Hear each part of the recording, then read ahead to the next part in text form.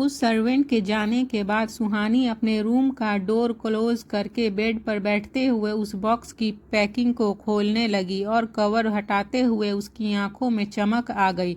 फिर सुहानी ने उस बॉक्स से सेल फोन निकालते हुए कहा, ओ माय गॉड, उस राक्षस ने मुझे फ़ोन दिया है। आई कांट बिलीव, फाइनली इतने टाइम बाद मैं फ़ोन यूज़ करूंगी। सुहानी फ़ोन को देखकर बच्चों की तरह खुशी हो रही थी। वह बेड पर बच्चों की तरह कूदते हुए डांस कर रही थी। कियान ने सुहानी को एक बहुत एक्सपेंसिव फ़ोन गिफ्ट किया था। उधर राहुल स्वाति को उसके कॉलेज ड्रॉप करके एक फीमेल केयर टेकर को हायर करने के लिए एनजीओ चला गया। राहुल एनजीओ के मैनेजर के कैबिन में बैठा उससे केयर टेकर की डिटेल ले रहा था। वह मैनेजर अच्छे से जानता था कि राहुल कौन है और किसका आदमी है।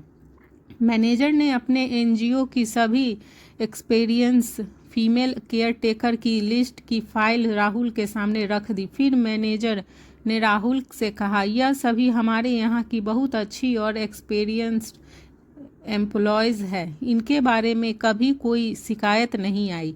तभी राहुल ने फाइल को एक नज़र देखते हुए कहा, वेल, मुझे तो इन सब के बारे में ज़्यादा नहीं पता, पर आप यह बता यदि रखिए कि आप जहां उन्हें भेज रहे हैं वह कोई आम जगह नहीं, कियान ओबरॉय का विला है। मेक श्योर कि कोई भी गलती ना हो। आप जिनको भी भेजे वह अपने काम में परफेक्ट हो। यह सुनकर मैनेजर ने राहुल के हाथ मिलाते हुए कहा, जी सर, आप जैसा चाहते हैं वैसा ही होगा। आज शाम तक मैं एक केयर टेकर को भेज दूंगा। जहां एक तरफ कियान सुहानी के लिए एक फीमेल केयर टेकर को अपने रूल्स ब्रेक करके हायर करने जा रहा था, तो वहीं दूसरी तरफ राघव को भी यह खबर मिल गई थी। तभी राघव ने विराज से कहा, ढूंढो एक ऐसी शख्स को जो हमारा काम अच्छे से कर सके।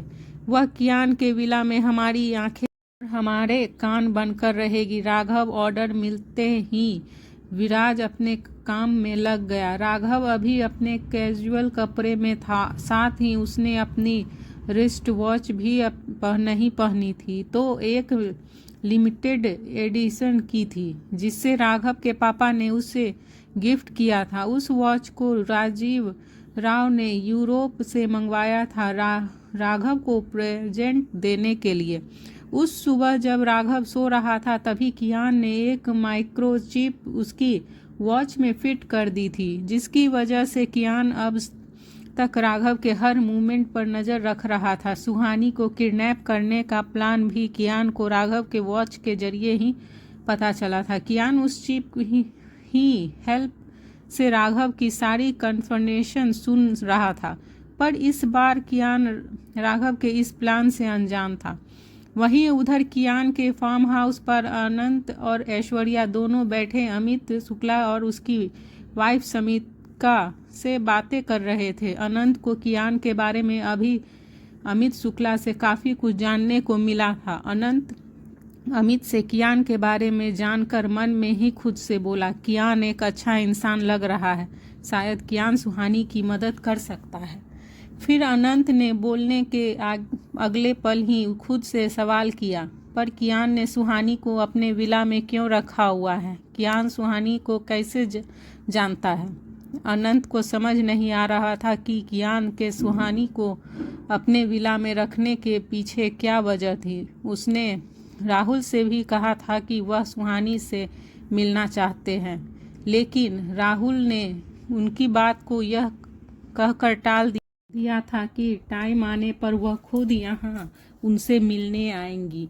वे लोग बैठे बातें ही कर रहे थे कि तभी वहाँ आशु आ गई और उसने अनंत को देखते हुए कहा, पापा, मुझे अपने कॉलेज जाना है। यह मेरा फर्स्ट सेमेस्टर है और मेरे स्टडी का भी काफ़ी ज़्यादा लॉस हो चुका है। यह सुनकर अनंत ने आशु की तरफ देखते हुए, आज शाम को मैं इस बारे में राहुल से बात करूँगा। तभी आशु ने फिर से कहा, हम दीदी से कब मिल पाएंगे पापा? अनंत ने आशु के सिर पर हाथ रखकर उसे समझाते हुए कहा, सुहानी खुद हमसे मिलने आएगी बेटा।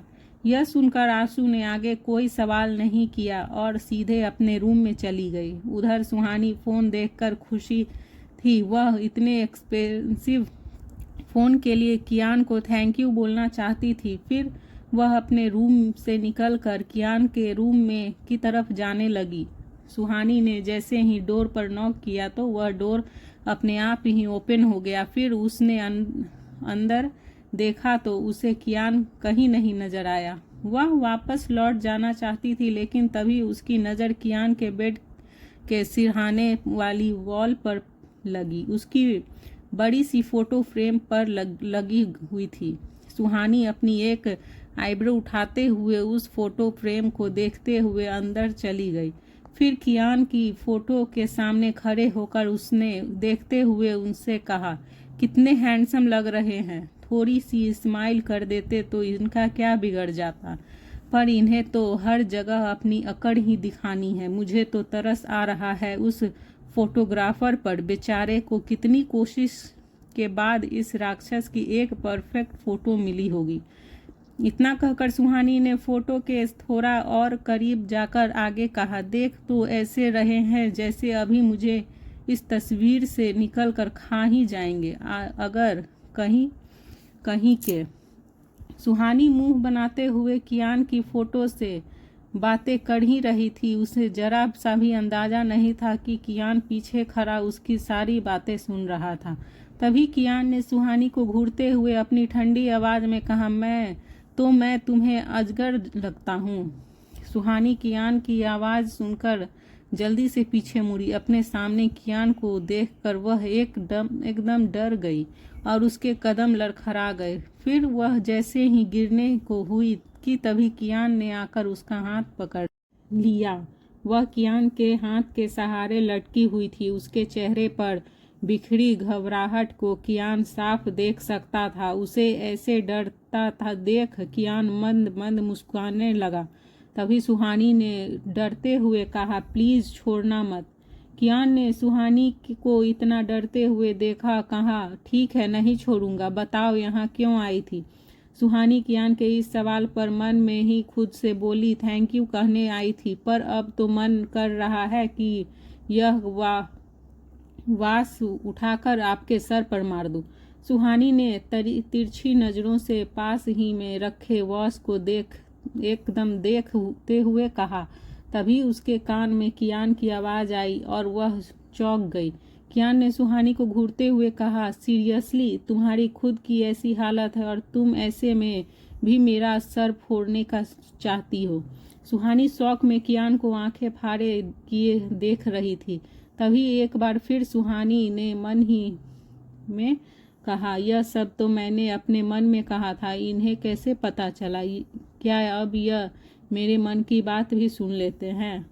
वह ये सोच ही रही थी कि तभी कियान ने सुहानी को एक झटके से ऊपर खींचा। कियान के ऐसे खींचने से सुहानी सीधा उनके सीने से जा लगी और डर से उसकी आंखें बंद करके उसने कियान को कस पकड़ लिया।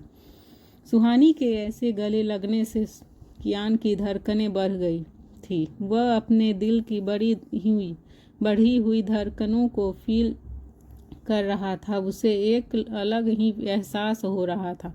उसे समझ नहीं आ रहा था कि सुहानी के करीब आते ही उसे यह कैसी फीलिंग आने लगी थी। यह फीलिंग उसके लिए एकदम नई और अलग थी। फिर कियान ने खुद को संभाला और सुहानी जो आंखें बंद किए उसे पकड़ कर खड़ी थी, उसे फिर खुद से दूर करते हुए कहा, तुम मेरा फ़ायदा उठाना चाहती हो। कियान की बात सुनकर सुहानी का मन कर रहा था कि वह अपना सर दीवार पर मार ले। फिर उसने मन में ही खुद से कहा, यह राक्षस फ़ायदा उठाने की बात कर रहा है जिसे खुद 2 दिन पहले सबके सामने मुझे किस किया था। यह ऐसा बोल भी कैसे सकता है? यह कहते हुए सुहानी अब कियान को घूर कर देखने लगी तो वहीं कियान को सुहानी के ऐसे घूरने से बिल्कुल गुस्सा नहीं आ रहा था, बल्कि उसे अच्छा लग रहा था। कियान ने अपने इमोशंस को कंट्रोल किया हुआ था। उसका चेहरा एक्सप्रेशंस लेस था, पर सुहानी का ऐसा गुस्से वाला बिहेवियर कियान को रोमांचित कर रहा था। उसे ऐसे देखना अच्छा लग रहा था। फिर सुहानी बिना कुछ बोले कियान को घूरते हुए और वहाँ से पैर पटकते हुए चली गई। उसे जाते हुए देखकर कियान ने अपने होठों को तिरछा करके धीरे से कहा, सिली गर्ल। वहीं उधर राहुल विला आया और वह अपने रूम की तरफ जा रहा था कि तभी उसका फ़ोन रिंग हुआ। उसने स्क्रीन पर फ्लैश हो रहे नाम को देखा और बिना एक पल की देरी किए जल्दी से कॉल रिसीव करके कॉल पर कहा, कुछ पता चला सिवान का?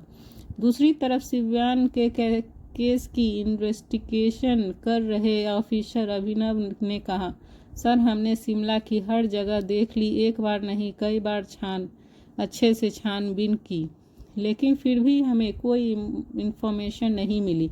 अभिनव की बात सुनकर राहुल ने मायूसी के साथ एक खुशी का भी एहसास हो रहा था और तभी उसने खुद से कहा, इसका मतलब सिवान अभी जिंदा है। फिर राहुल का जवाब न मिलने पर ऑफिसर अभिनव ने कहा, सर मेरा ट्रांसफ़र हो गया है, मैं अब इस केस का काम नहीं कर पाऊंगा। राहुल अभी की बात सुनकर अपने ख्यालों से बाहर आते ही वे बोला, कहाँ हुआ है तुम्हारा ट्रांसफ़र? यह पूछने पर अभिनव ने उसे कॉल पर कहा, मुंबई। यह सुनकर राहुल ने स्माइल करते हुए कहा, अच्छा है, अब तुम ही इस केस पर आगे काम करोगे, मुंबई आते ही मुझे कॉल करना। अभिनव को राहुल की बात समझ नहीं आई, पर फिर भी उसने हाँ कह दिया और कॉल कट करते हुए खुद से कहा, ट्रांसफ़र के बाद भी मैं इस केस पर कैसे काम कर सकता हूँ। वहीं राहुल यह न्यूज़ देने के लिए कियान के रूम में गया। कियान ऑनलाइन मीटिंग कर रहा था। उसकी कन्फेशन से राहुल को अंदाज़ा हो गया था कि वो फ्रेशन क्लाइंट से थे। फिर राहुल वहीं खड़ा चुपचाप मीटिंग ओवर होने का वेट करने लगा। फिर करीब 20 मिनट बाद जब कियान की मीटिंग ओवर हुई तो वह राहुल को इतनी देर से खड़ा देखकर समझ गया कि ज़रूर कुछ इम्पोर्टेंट काम होगा। फिर कियान ने राहुल की तरफ देखा तो राहुल ने उसका इशारा समझते हुए कहा, सुहानी जी के मामा मामी उनसे मिलना चाहते हैं।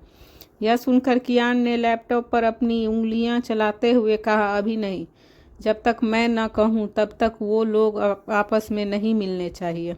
राहुल ने कियान की इस बात का जवाब देते हुए कहा, मैंने भी उनसे यही कहा है। फिर थोड़ी देर रुका। राहुल ने आगे कहा, हमारे लोगों को कुछ इन्फॉर्मेशन मिली है। यह सुनकर कियान ने बिना राहुल की तरफ देखे कहा, कैसा इन्फॉर्मेशन? राहुल ने कियान को देखते हुए कहा, ड्रग्स सप्लायर के बारे में, वे लोग राघव से कनेक्ट हैं। राहुल की बात सुनते ही कियान की उंगलियां जो लैपटॉप के कीबोर्ड पर दौड़ रही थी वह एकदम से रुक गई। फिर उसने राहुल को देखते हुए कोल्ड वॉइस में कहा, मुझे पूरी इन्फॉर्मेशन चाहिए। यह सुनकर राहुल ने हाँ में अपना सिर हिला दिया और वहां से तुरंत चला गया। वहीं शाम तक एक केयर टेकर कियान के विला में आ चुकी थी। वह राहुल के सामने खड़ी थी। वह लड़की करीब 25 साल की थी, पर वह दिखने में काफ़ी ज़्यादा एलिगेंट लग रही थी। उसका ड्रेसिंग सेंस भी अच्छा था। वह अपनी यूनिफॉर्म में थी, वाइट शर्ट और ब्लैक कर्ल्स की स्टार्ट में वह खूबसूरत लग रही थी। उसकी शर्ट के ऊपर के 2 बटन खुले थे जिससे उसका डीप नेक दिख रहा था। उसे देखकर ऐसा लग रहा था जैसे वह काम के साथ साथ किसी को सीड्यूस करने आई थी। एक पल के लिए तो राहुल को भी उस पर शक हुआ, पर उसका रिज्यूम देखकर राहुल को वह सही लगी। फिर राहुल ने उसे पूछा, तुम्हारा नाम क्या है? लीना, उसने राहुल को देखते हुए जवाब दिया। उसका नाम जानकर फिर राहुल ने उसे साथ सुहानी के रूम में ले गया।